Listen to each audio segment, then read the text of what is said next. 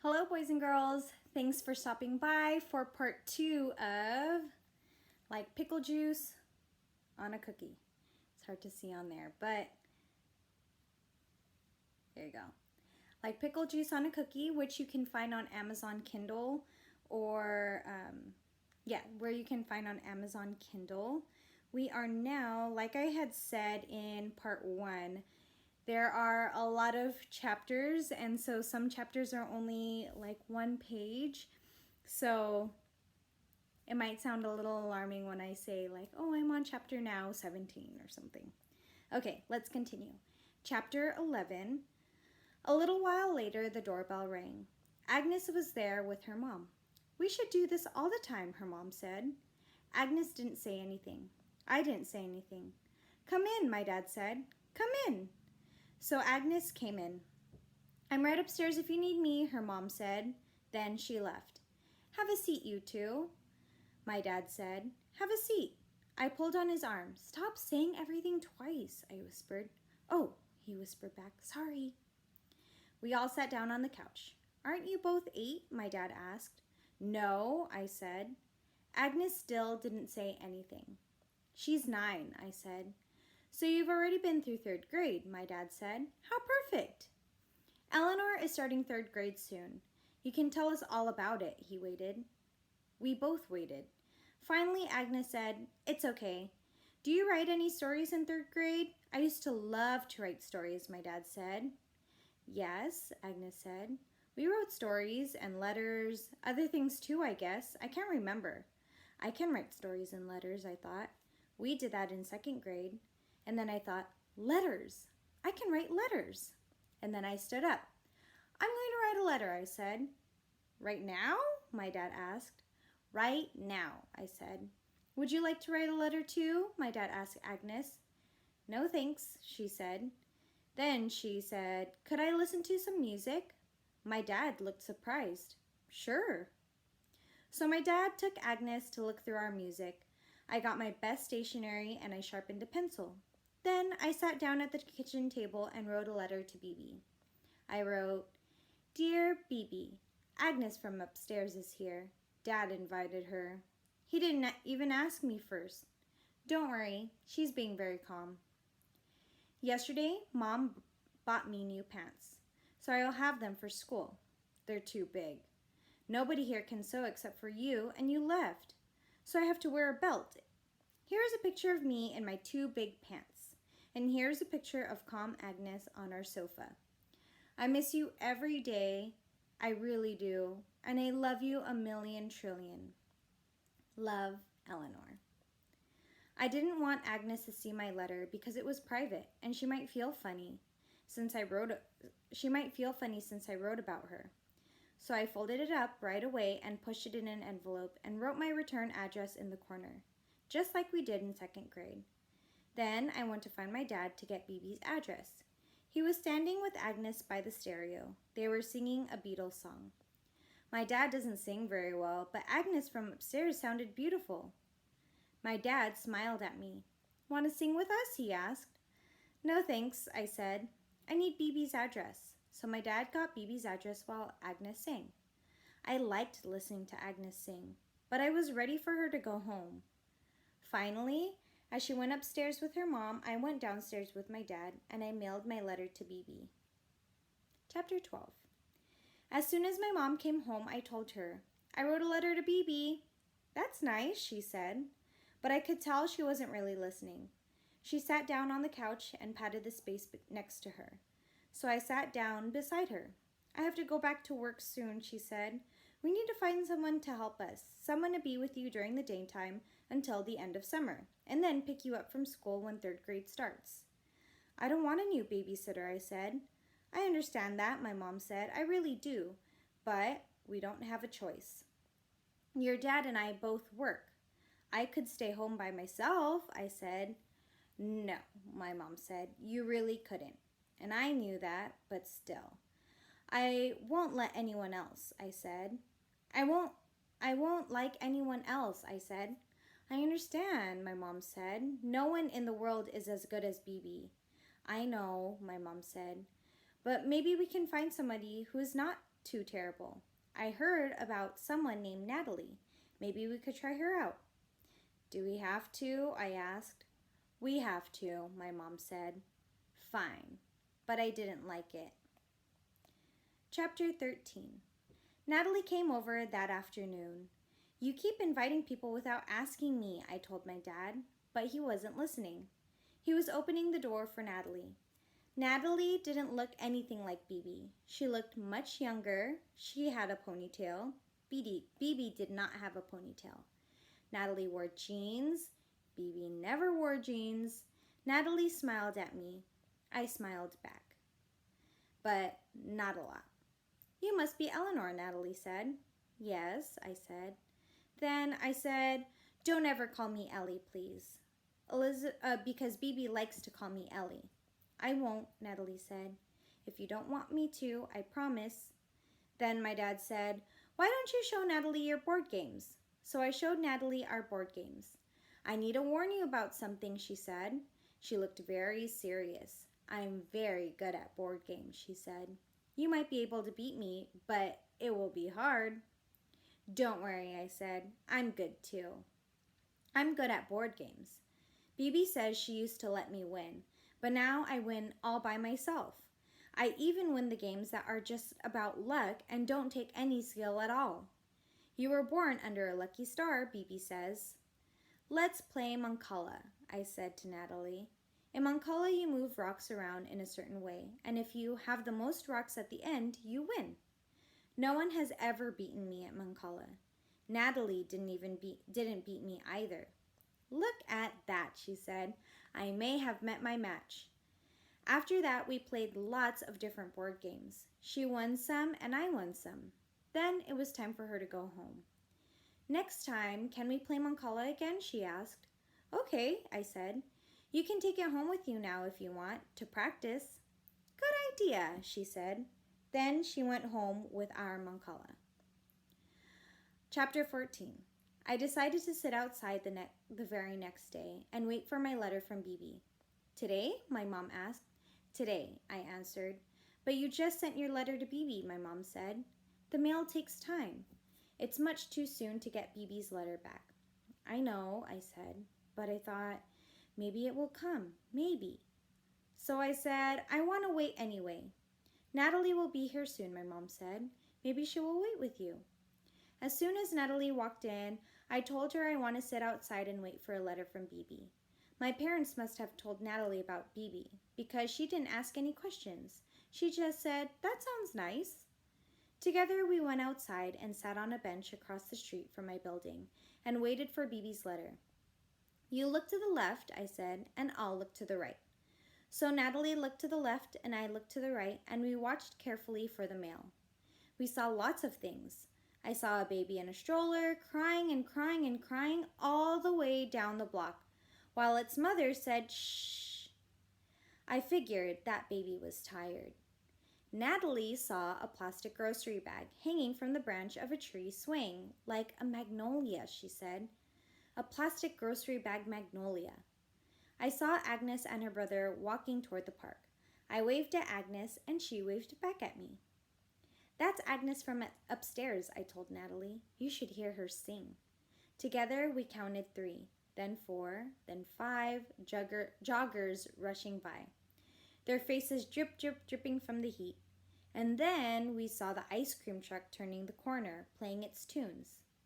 We hopped up and ran after it and bought soft ice cream cones dipped in chocolate.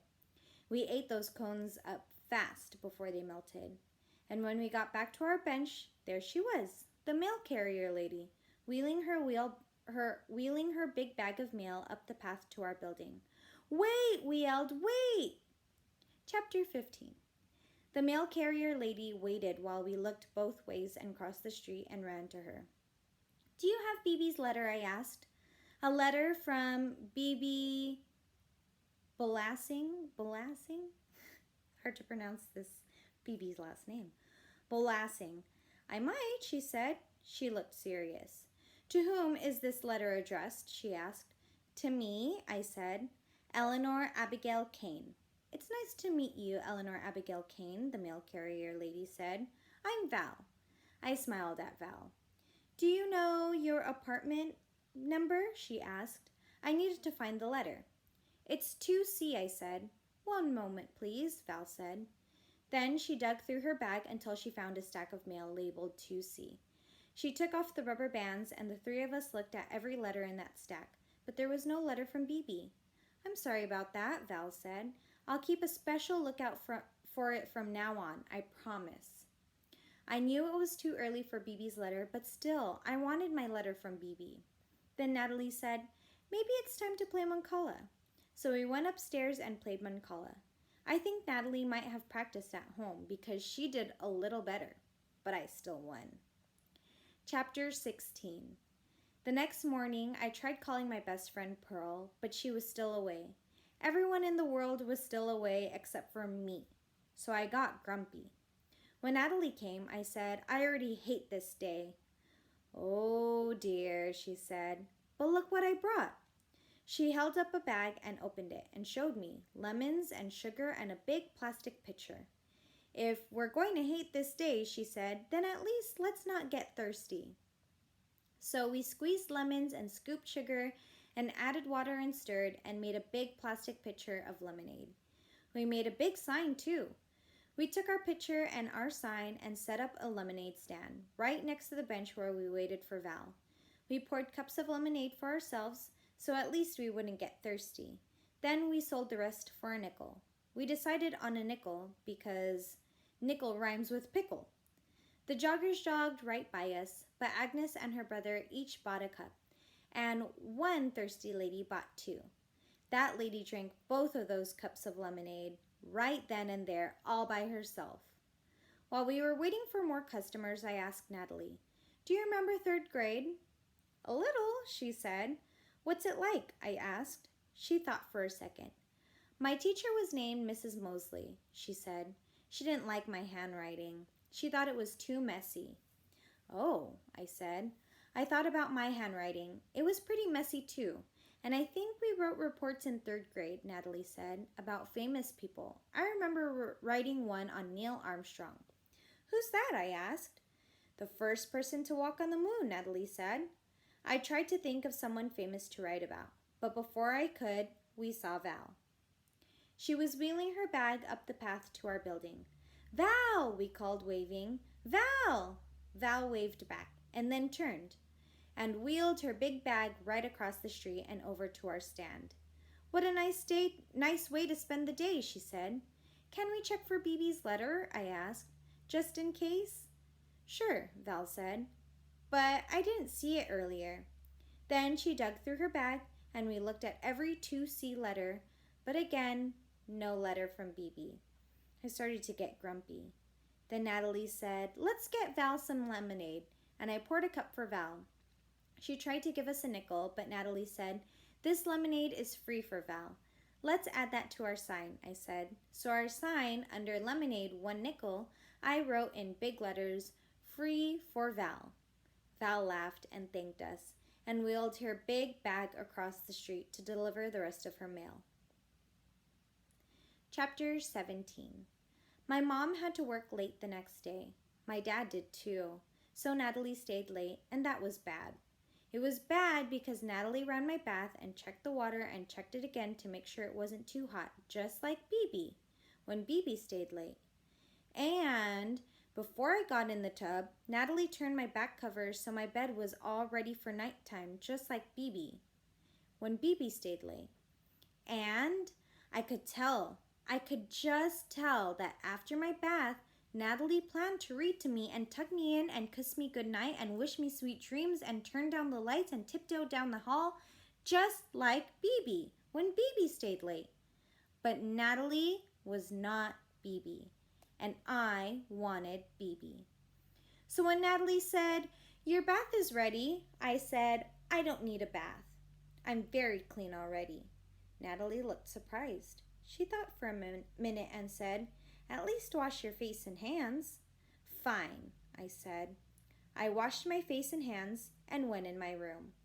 Then Natalie pulled open my pajama drawer and said, would you like to pick out some pajamas? No, I said. I'm not sleeping in my pajamas tonight. Then I slammed that drawer shut. I had to sleep in something, so I opened my shirt drawer and pulled out the very top shirt and put it on and turned to Natalie and said, "Good night." "Goodness," Natalie said. She pointed to the pajama drawer. "We don't slam drawers," she said. "Please try again, more gently." "Fine," I said. I tried again. "Are you sure you'll be comfortable in that shirt?" she asked. "I'm sure." "I could read you a bedtime story," she said. "I'll read to myself." I got a book, the first book I saw, and climbed with it into my bed. It was a very big book. I opened it and started to read. That very big book had very long words and I didn't understand, but I kept pretending to read. "Well then," Natalie said, "good night." She dimmed the lights and closed the door and went off down the hall. I waited a minute. Then I dropped the book on the floor and put my face in my pillow. I closed my eyes and decided to move to Florida. Chapter 18. The next morning, Natalie pretended that last night wasn't bad. She came in and slipped off her shoes and put down her bag and smiled at me like she always did. Then she said, "Good morning." "Good morning," I said back. I hoped she really wasn't mad about that drawer and the bath. I couldn't tell if she was, and I didn't want to ask. Then I had an idea. "I'll brush your hair for you," I said. Sometimes I brush my mom's hair and my best friend Pearl's hair too. They like it. "Okay," Natalie said. I ran to my room and got my brush, which is blue, my favorite color. I brought it back to Natalie, who sat on a chair, and took out her ponytail and let her hair touch her shoulders. "Don't worry," I said. "I'll brush it very gently." Then I brushed her hair very gently, the way my dad brushes mine sometimes before he goes to work. When I had brushed it all, I said, "What's your favorite color?" And she said, "Green." So I ran back to my room and got all of the green barrettes I could find, all 3. Then I made little braids in her hair and clipped green berets at the bottom, 1 braid behind each ear, and 1 down the middle in the back. "You look beautiful," I said. She did. She looked beautiful. I let her keep those green barrettes, and she wore them on those braids, 1 behind each ear, and 1 down the middle in the back, the whole rest of the day. Chapter 19.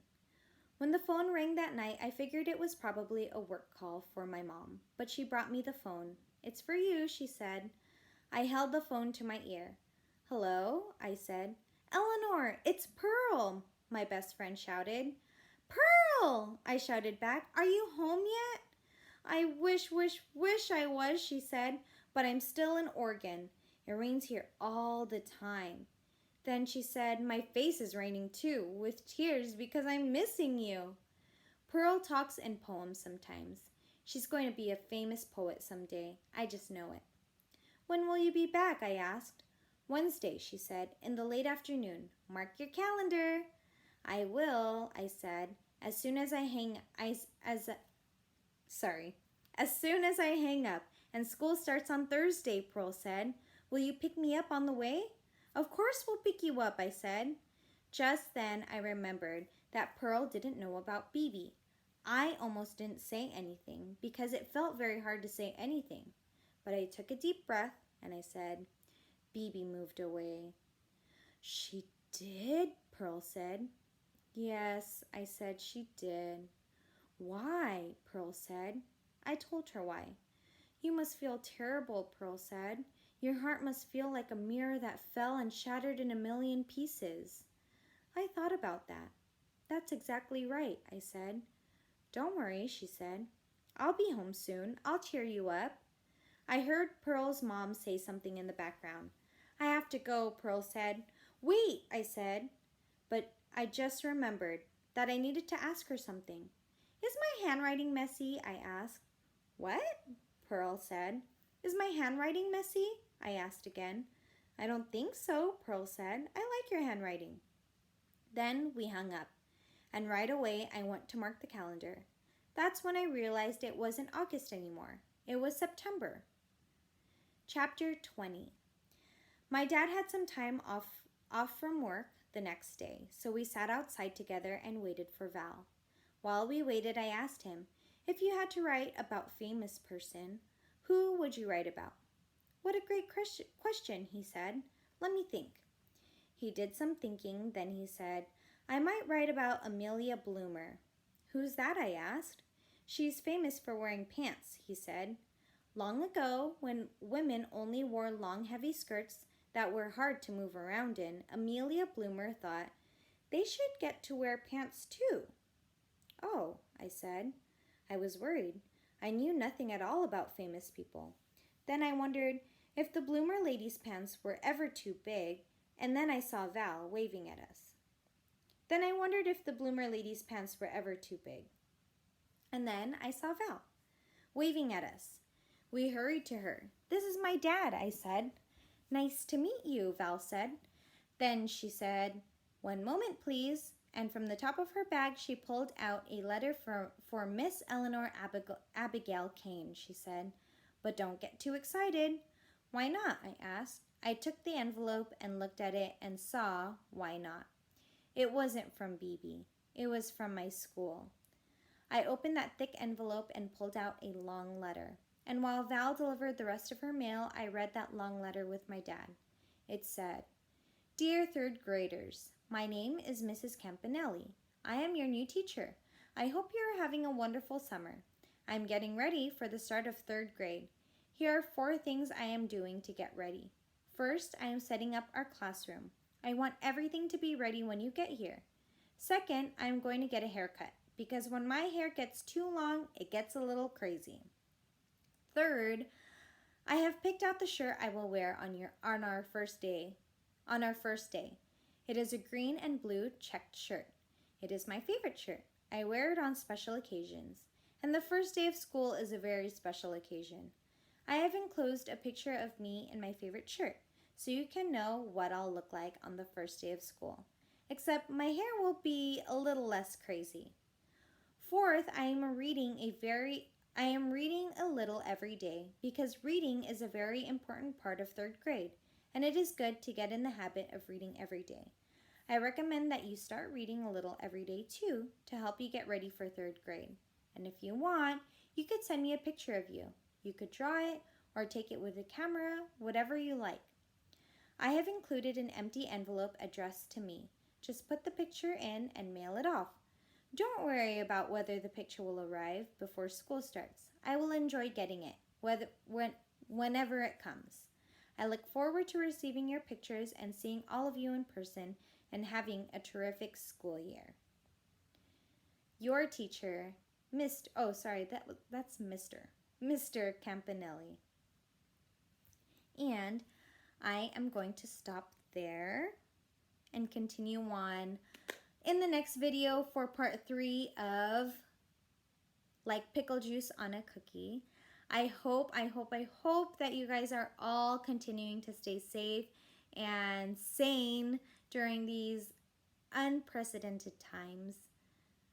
And I miss you guys so much, and I'll see you guys next time.